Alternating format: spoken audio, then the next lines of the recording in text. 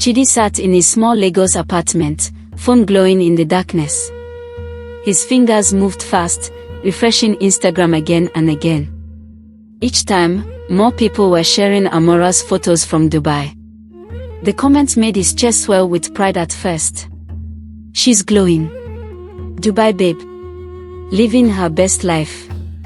But then he noticed something that made his stomach twist. Under one post, his friend Tond had written, "Small boy money can never." 3 laughing emojis followed. Others liked it. Chidi's hand trembled. He had sent Amora to Dubai. He paid for everything. Yet somehow, the praise wasn't for him anymore. It was for her. And the jokes, the quiet mockery, those were all his. He scrolled through her pictures again. Designer sunglasses. Rooftop restaurants. Infinity pools. She looked like someone who belonged there. Someone whose boyfriend could afford to keep her there. His reflection stared back from the black screen when the phone dimmed. He looked tired. Small. Invisible. Something had shifted. The celebration was public. But the fear crawling up his spine was private. He felt it clearly now. Something precious had already started slipping through his fingers, and he was too late to catch it. It started 6 months earlier. Lagos had become unbearable. Everywhere Chidi looked, his friends were upgrading. New cars. Bigger apartments. Foreign trips posted like trophies. Their girlfriends wore confidence like perfume, expensive and impossible to ignore. Amora never complained directly. But her eyes would linger on other couples. She would pause when friends showed off gifts from their men. Her silence spoke louder than words. "I love you," she would say. But love alone felt cheap. Invisible. Insufficient. At parties, guys would ask him, "So when are you taking your babe abroad?" They smiled when they asked, but their eyes judged. Chidi laughed it off, but inside, shame burned. He was becoming the friend people pitied. The one left behind. One night, Amora showed him a video.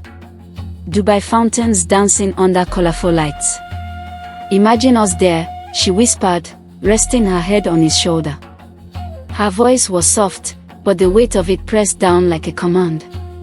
That's when the idea took root. Not as a dream. As proof.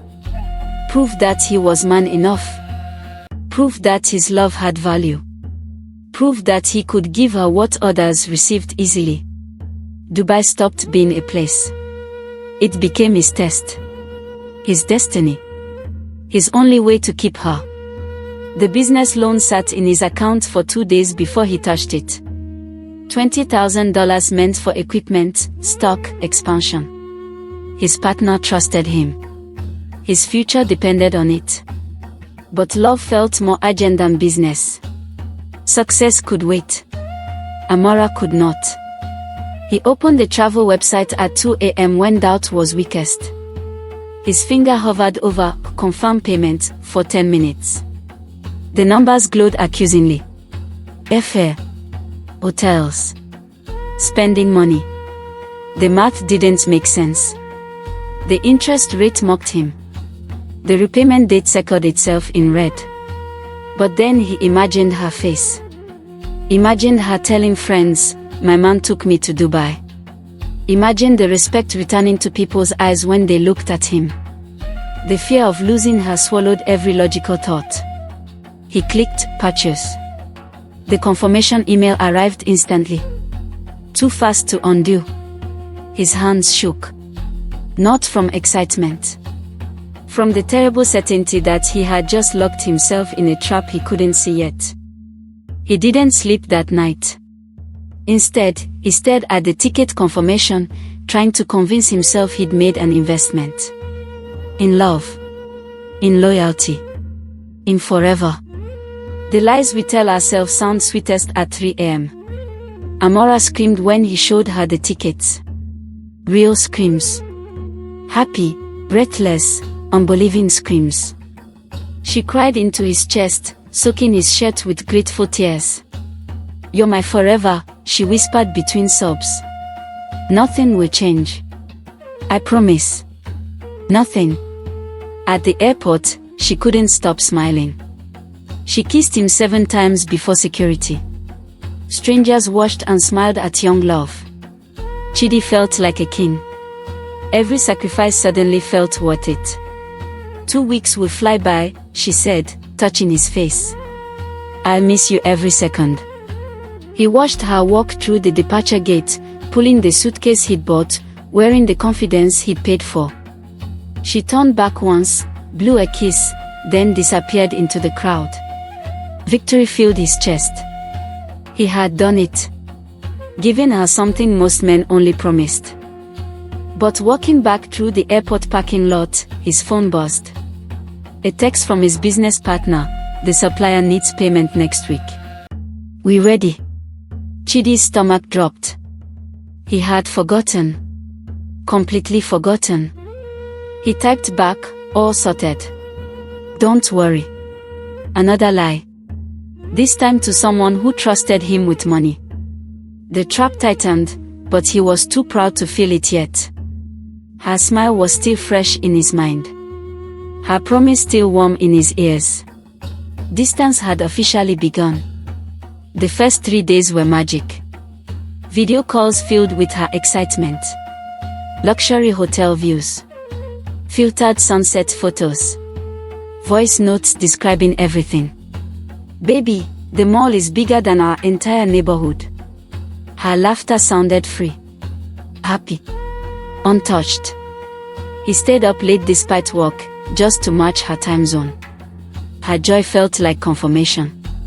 See? Love wins. Sacrifice works. She's happy because of me. But on day 4, her replies slowed. Voice notes became text. Video calls got shorter. "Tired from working all day," she'd say. "The jet lag is crazy." Reasonable explanations. Logical excuses. Yet something felt different. Her laughter changed tone.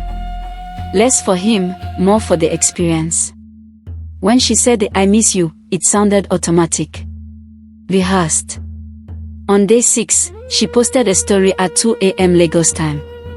A rooftop restaurant. Expensive food.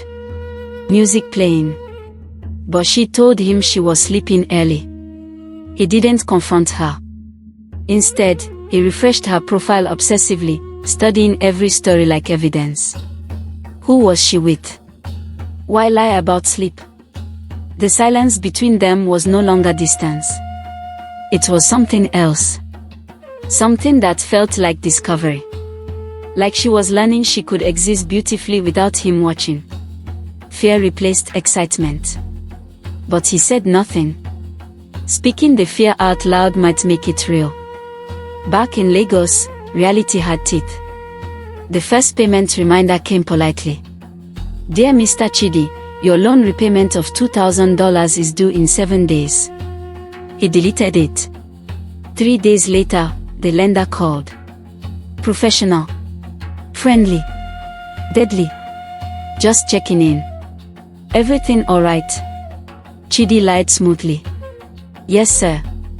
Transferring Monday." Another lie purchase with confidence he didn't own. His business partner started asking questions. "Why haven't we restocked? Where's the equipment money?"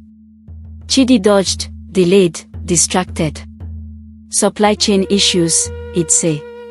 "Bank delays." The lies stacked like debts. At night, he posted motivational quotes on Instagram. "Success is coming. Grinding in silence. God's timing is perfect." People like them. If only they knew he couldn't afford breakfast. Friends invited him out. He declined with excuses. Busy with business. Truth was, he couldn't afford the bill. Pride kept him isolated. Poverty made him invisible. Sleep became impossible. Every night, numbers danced in his head. What he owed. What he'd spent. What he'd destroyed. When Amora called, he performed happiness. Everything's great here, baby. His smile was costume. His peace was theater. Bills piled up like accusers. The lender's messages lost politeness. Pressure replaced sleep. Success had become performance. And he was forgetting his lines. I met some amazing people today, Amora said during their call. Her eyes sparkled differently. They are so cultured. So refined. Chidi forced a smile.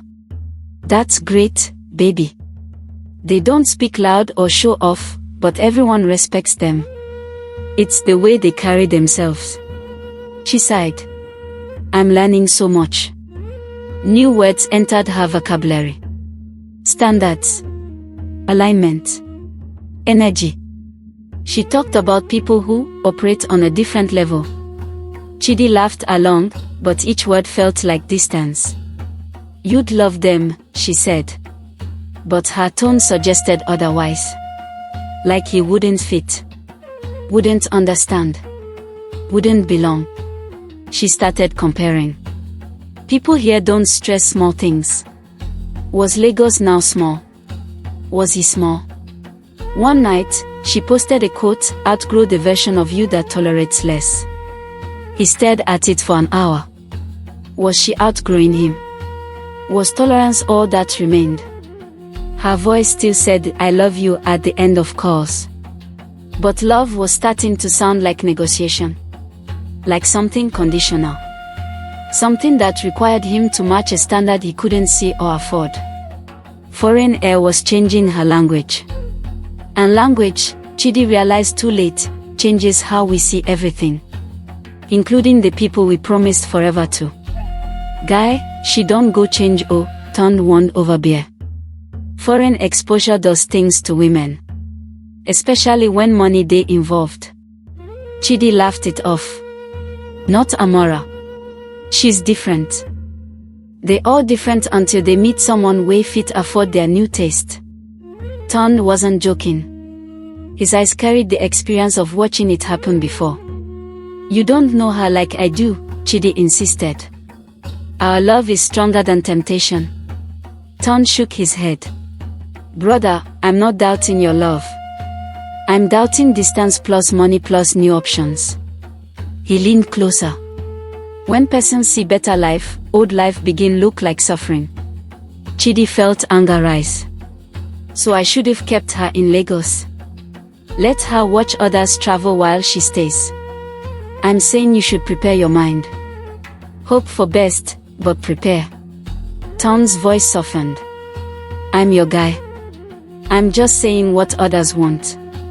But Chidi's pride had already sealed his ears. Accepting Ton's warning felt like accepting defeat. Like admitting he wasn't enough. Love, he told himself, conquers all. Distance is temporary. Trust is everything. He left that conversation convinced Ton was jealous. Bitter. Wrong. Pride, the elders say, doesn't just come before a fall. Pride is what makes us smile while falling, insisting we are still flying. It started small. A forgotten detail. Where were you last night? Chidi asked casually. At the hotel, resting, Amara replied smoothly. But her Instagram story showed 11 p.m. Dubai time, which was 7 a.m. Lagos time when she called saying good morning. The math didn't match. Time zones don't lie. He took a screenshot. Studied it. Questioned his sanity. Maybe he calculated wrong. That evening, he asked again, gently. Babe, are you sure you were just resting? Pause. Long pause. Then her voice cracked sweetly. Baby, why are you doubting me? I'm just stressed and exhausted. Sometimes I lose track of time. She cried a little. Apologized for not being more communicative. Blamed jet lag, overwhelming experiences, poor sleep. He felt guilty for asking. I'm sorry, babe. I didn't mean to upset you. I know you love me, she whispered. But trust me, okay? I'd never hurt you. He chose to believe her. Choosing peace felt safer than choosing truth. The crack in trust appeared, but he plastered over it with hope. That night, he deleted the screenshot. Erasing evidence felt like erasing doubt. But cracks don't heal from being ignored. They spread silently, waiting for pressure to split everything open. The photos appeared suddenly. New designer bag. Expensive shoes. Gold jewelry catching sunlight. Amora looked like money itself. Comments flooded in. Dubai babe. Who's your sponsor? Living the dream. Chidi stared at the post. He never bought those things. His money barely covered her flight and hotel. He called. Babe, the bag is beautiful. Where'd you get it? Oh, this. Her voice was too casual. There was a sale. I used my savings. Savings. His confusion was genuine. She had no savings. They both knew it. Yeah, I'd been putting small money aside. You know me. She laughed, then quickly changed subject. How's Lagos? How's work? He let it go. Pushing felt like control. Like insecurity. Like the small-mindedness she was learning to outgrow. But at night, he calculated. That bag cost more than 3 months of her salary. Those shoes, another 2 months. Where was the money coming from? Friends noticed too. His DMs filled with laughing emojis and suggestive comments. Your babe done upgrade oh. See levels. The jokes weren't questions. They were accusations dressed as humor. Pride kept him silent. Admitting confusion meant admitting he'd lost control. And control, he was learning, was something you lose long before you notice it's gone. Baby, when are you coming back? Chidi tried to sound casual, but desperation leaked through. Silence. Then, why are you pressuring me? I'm not pressuring. I just miss you. You're being insecure, Chidi. Her voice carried new authority. Cold. Certain. I need you to trust me. I do trust you. I just think 2 weeks is enough. Enough for who? You. She cut him off. Maybe I need more time. Maybe I'm discovering things about myself. His heart raced. What things? Things I can't explain if you're going to be controlling. Controlling. The word landed like a slap. When did wanting her home become control? I'm sorry, he heard himself say. Take your time. I didn't mean to pressure you. Thank you, she replied, voice softening. I knew you'd understand. But he didn't understand. He was apologizing for missing her. For wanting her back. For existing as an inconvenience to her discovery. The power had flipped. Silently. Completely. He was now the one begging for patience. She was now the one granting permission for him to feel. When elders say, the one who loves more loses more, they mean this. This moment when apology replaces authority. When silence becomes your only safe response. The hand appeared first. A man's hand in her Instagram story. Blurred but unmistakable. Holding a menu at a restaurant she said she was visiting alone. Then, a reflection in her sunglasses. A figure behind her. Tall. Present. Close. Then, a video where a deep voice laughed in the background. She quickly deleted it, but Chidi had already seen it. Already heard it. Who was that? He asked, trying to sound calm. Who was what? The man in your video. The one laughing. Long pause. Oh, just a friend from the hotel. We hang out sometimes. It's nothing serious. Nothing serious. The phrase that means everything serious. What's his name? Chidi, are you serious right now? You're acting crazy. Crazy. Another word that made him the problem.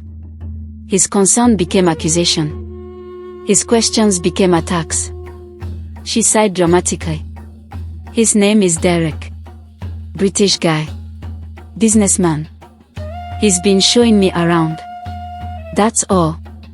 That's all. But all felt like everything. Derek had a name now. A nationality. A career. An existence in her life that Chidi couldn't see or control. Jealousy became physical. His chest hurt. His hands shook. Sleep disappeared completely. Somewhere in Dubai, a stranger was becoming her present. And Chidi was becoming her past, still paying for a future that no longer included him. The party was meant to be fun. Old friends, old jokes, old comfort. But nothing felt comfortable anymore. "Ayo, where your babe?" someone shouted across the room.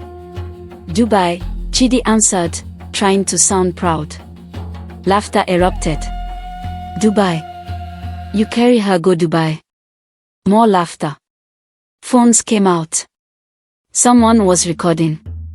"My guy don't be sponsor boyfriend," Ton joked loudly. "Send her abroad, another man they chop the enjoyment." Everyone laughed. Including people who claimed to be his friends. The joke spread through the party like fire. Sponsor boyfriend. They repeated it until it became his name. Chidi smiled. He had to. Showing pain would make it worse. But inside, something died. His sacrifice had become entertainment. His love had become a meme. The cost was now social. He left early, claiming tiredness. Nobody noticed. They were too busy laughing, sharing the joke on their status, tagging him. Walking home, his phone buzzed with notifications. Screenshots. Repost. Mockery traveling at internet speed.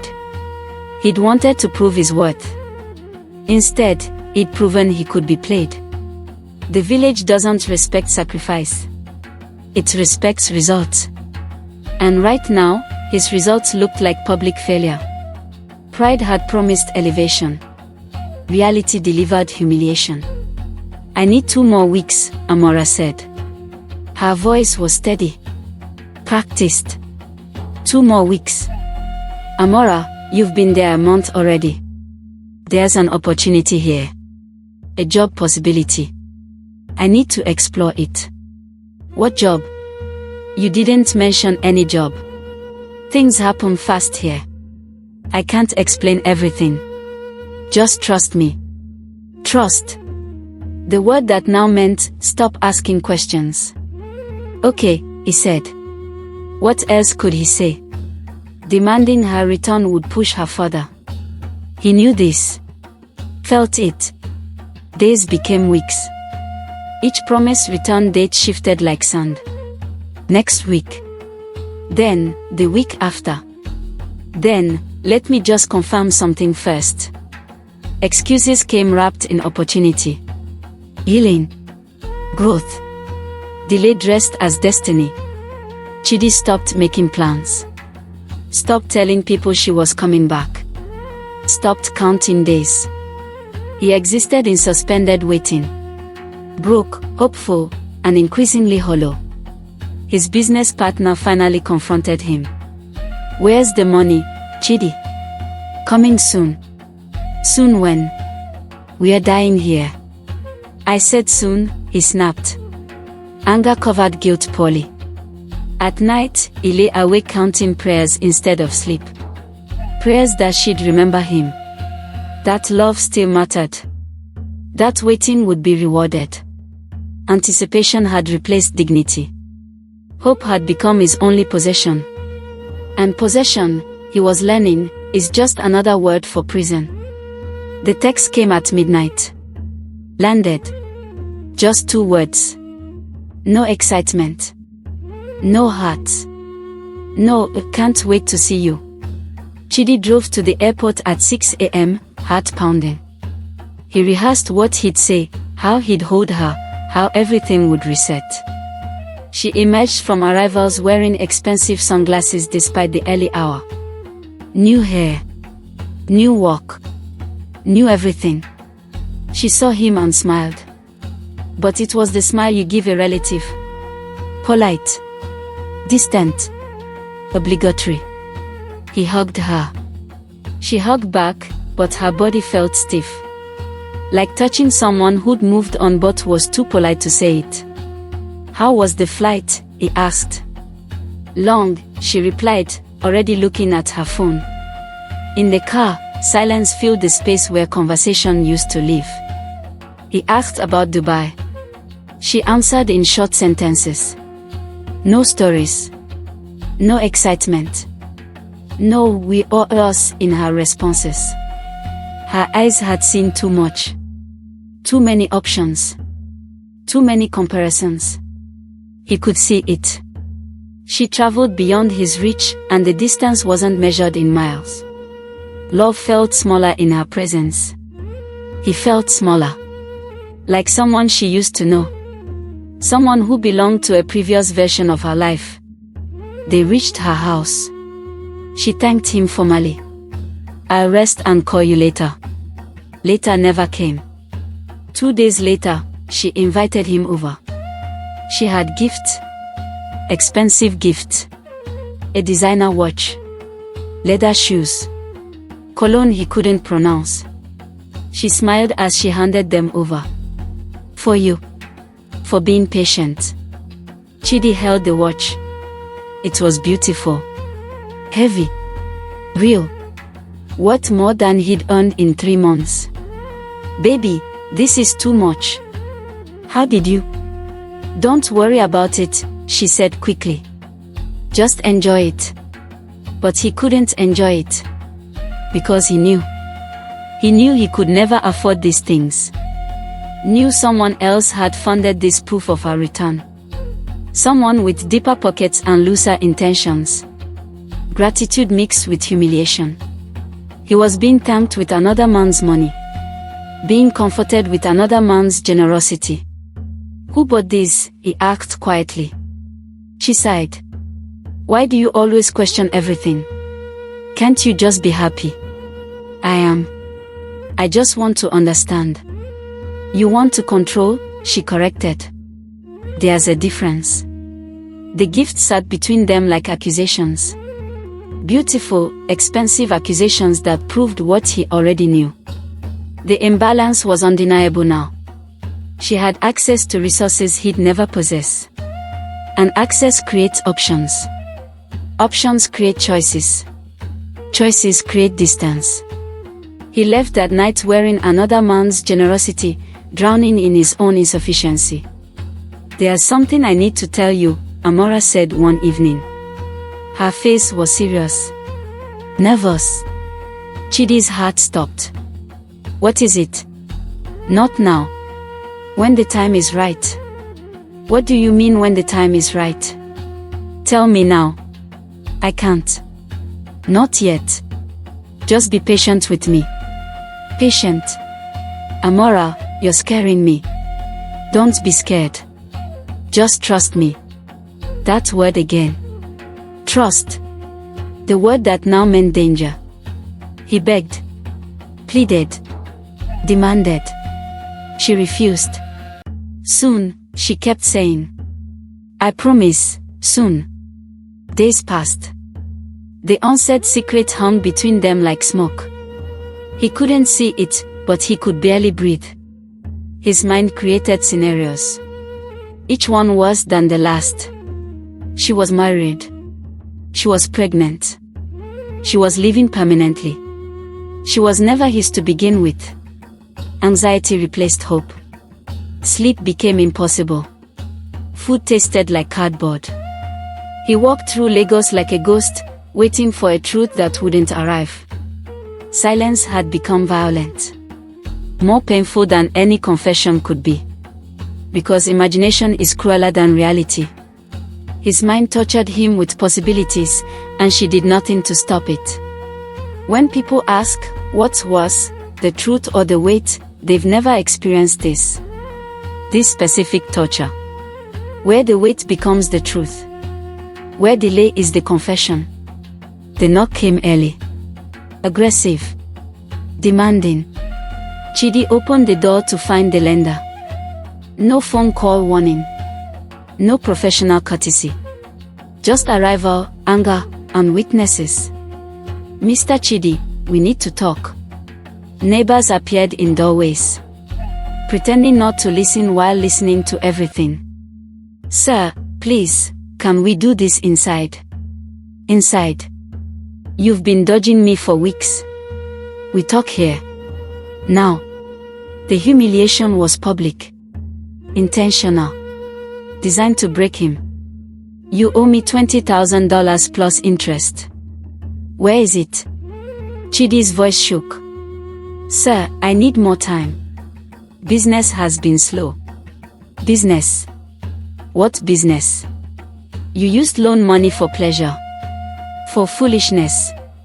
Now you want time. The neighbors whispered. Phones came out. This would be on group chats within minutes. I'm begging you, sir. 1 month. I'll pay everything. 1 month. You'll pay with what? Your girlfriend's pictures. The lender laughed bitterly. You young boys. You borrow money to impress women who leave you anyway. The truth hurt more than the debt. Because it was true. Undeniably, publicly, shamefully true. The lender left with a final warning. 2 weeks. Or I take everything. Chidi closed the door to find his neighbor's eyes on him. Judgment. Pity. Entertainment. Consequences had gathered names. And they were calling him loudly. The message came from Joy, Amora's friend. We need to talk. About Amora. They met at a quiet restaurant. Joy looked uncomfortable. I don't know if I should tell you this, but as your friend. She paused. There are rumors from Dubai. Chidi's hands gripped the table. What rumors? That she was in some kind of arrangement. With a businessman. That's where the money came from. The gift. Everything. The room tilted. Arrangement. What arrangement? I don't know details. Just whispers. Contracts. Favors. Things she didn't talk about. That evening, he confronted Amora. His voice shook with rage and heartbreak. Tell me it's not true. She didn't speak immediately. That pause, that terrible silence, was the answer. Tell me, he shouted. It's complicated, she finally said. Complicated. Amora, yes or no? She looked at him with tired eyes. You don't understand what it was like there. The opportunities. You sold yourself. I survived, she screamed back. You sent me there with barely enough money. What did you expect? The accusation landed like a blow. Somehow, her betrayal had become his fault. His insufficient provision had justified her choices. Truth was leaking now. Slowly. Painfully. And Chidi realized lies bleed slower than honesty. But they bleed deeper. What happened in Dubai wasn't betrayal, Amora said calmly. It was opportunity. Chidi stared at her. Opportunity. You cheated on me for opportunity. I didn't cheat. I made a choice. Survival sometimes wears luxury. Survival. You had a hotel. Food. Safety. I had crumbs, Chidi. You sent me to a first-class ward with economy money. Did you expect me to just watch? Her words cut deeper than any confession. She wasn't apologizing. She was explaining. Justifying. Redefining. So love meant nothing. Love meant everything. But love doesn't pay bills. Love doesn't open doors. Love doesn't. Love was supposed to be enough, he shouted. She looked at him with something close to pity. That's what poor people say. That's what people without options believe. The cruelty was casual. Honest. She changed languages. Love now spoke in transactions, not promises. I loved you, he whispered. I know, she replied. But love means different things to different people. You wanted forever. I wanted better. The relationship died without shouting. Without drama. It just stopped being alive. Like something you realize has been dead for a while, and you're just now noticing the smell. She left his apartment that night. He didn't stop her. What would be the point? You can't negotiate with someone who's already left. There's something else, Amara said at the door. Her back was turned. She couldn't face him. What else could there possibly be? The arrangement didn't end when I left Dubai. Chidi felt cold. What do you mean? There's an obligation. A contract of sorts. Long term. How long? 2 years. The number hung in the air. 2 years. She'd returned physically but was still bound elsewhere. Her body was in Lagos. Her commitment was abroad. You have to break it, he said desperately. I can't. Why not? Because breaking it cost more than keeping it. Money I don't have. Consequences I can't afford. He understood then. She wasn't his anymore. Hadn't been for a while. The woman who landed at the airport was just a body. A shell. The real Amara was still in Dubai, purchased and obligated. So you came back to what? Visit. To try to explain. To see if you'd understand. Understand. You want me to understand that you belong to someone else now? She finally turned. Tears in her eyes. I never wanted this. But I couldn't say no. The money, the security, the promises. You could have said no to him and yes to me. You couldn't give me what he offered. Truth, naked and cruel. The past was still active. Still claiming her. And he was just a memory she visited occasionally out of guilt. Chidi's uncle, a man who'd survived 3 failed marriages, pulled him aside. My son, I've been watching you suffer. Uncle, I love her. I know. But some battles are already lost before you enter them.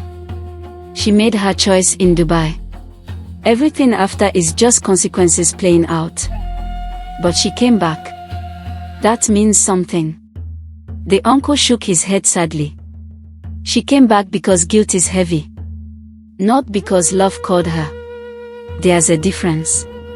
So I should just give up? I'm saying don't fight battles that were settled by choices you weren't present for. The war ended. You just haven't accepted defeat yet. But Chidi couldn't accept it. Pride pushed him to keep trying. Keep demanding loyalty. Keep believing effort could reverse decisions already made. He called Amara daily. Sent long messages. Showed up at her house unannounced. Begged for another chance. Promised change. Promised more. Promised everything. She listened patiently. Sometimes cried with him. But never promised to return. Reality and pride fought inside him. Reality whispered, she's gone. Pride screamed, fight harder. Pride won. It always does at first. Because accepting defeat feels like dying. And humans will choose suffering over surrender every time. Until surrender becomes the only mercy left. I need to tell you everything, Amara said. They sat in a park, far from familiar eyes. I'm listening. She took a deep breath. His name is Derek. British businessman. He owns properties across the Middle East. Chidi's stomach turned. She was giving the benefactor a name. A face. A reality. We met the second day I arrived. He was charming. Generous. Interested. And you were available. I was broke, Chidi. You sent me to a billionaire's playground with pocket change. The blame was back. His sacrifice, insufficient. His love, inadequate. He offered me things. Security. A future. Partnership in his businesses. She paused. And I said yes. You mean you slept with him? I mean I signed my future to him. Dubai didn't just change my lifestyle. It signed away my next 2 years. What I gained can't be undone without losses worse than shame. Chidi felt his world collapse. So that's it. You're his now. Legally, contractually, financially, yes. And emotionally. She looked away. I don't know anymore. Love became survival. Survival became strategy. I forgot where one ended and another began. You forgot me. No, she whispered. I just learned that love isn't the highest cost. Security is. And I chose security. The deepest truth had finally arrived. Love lost. Not to another person. To a better offer. To a binding contract that promised what Chidi never could. The confession was complete. The relationship was over. All that remained was grief. 3 months later, everything collapsed simultaneously. The business died first. His partner sued him for fraud. The case was public. Humiliating. Final. Years of work destroyed by one foolish decision. The lender took everything. His car. His equipment. His dignity. Debt collectors became his shadow, following him through Lagos markets, shouting his shame for all to hear. Amora left for Dubai permanently. No goodbye. Just a text. I'm sorry. I hope you understand someday. He didn't understand. Understanding requires acceptance, and acceptance felt like death. Friends avoided him. Not from cruelty, but from discomfort. Failure is contagious. People fear standing too close. His family stopped asking questions. They knew. The village always knows. Silence became their kindness. One evening, Chidi sat in his empty apartment. No furniture. No hope. No plan. He'd lost everything, the business, the relationship, the respect he'd borrowed money to protect. The cruelest part. There was no villain. No evil plan. Just choices. His choice to sacrifice what he couldn't afford. Her choice to accept what she couldn't repay. Decisions meeting consequences. Consequences meeting time. Silence won. It always does. Because silence is what's left when every word has been spent, every excuse exhausted, every hope buried. He was alone. Completely. Finally. Terribly alone. Years passed slowly. Lagos forgot his story, but the lesson remained. Chidi rebuilt carefully. Smaller dreams. Realistic goals. No borrowing. No proving. No grand gestures that cost more than their worth. He avoided airports. The sight of departure gates triggered memories he'd buried but never killed. Luxury dreams belonged to other people now. He'd learned to live within his means, and his means were humble. One day, a younger guy asked him for advice. Should I send my girl to Ghana for her birthday? I want to impress her. Chidi looked at him for a long moment. Saw himself. Young. Desperate. Convinced that love required proof purchased with borrowed money. Can you afford it? Chidi asked. Not really.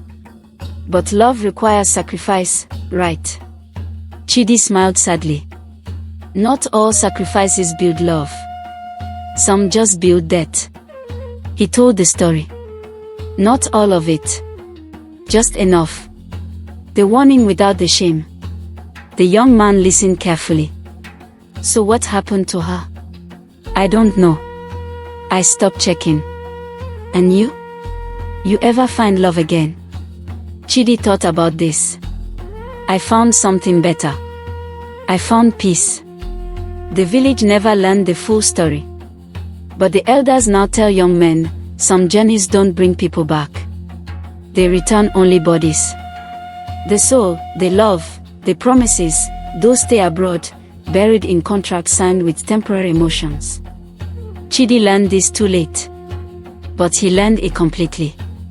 And that, perhaps, was its own kind of mercy. The end.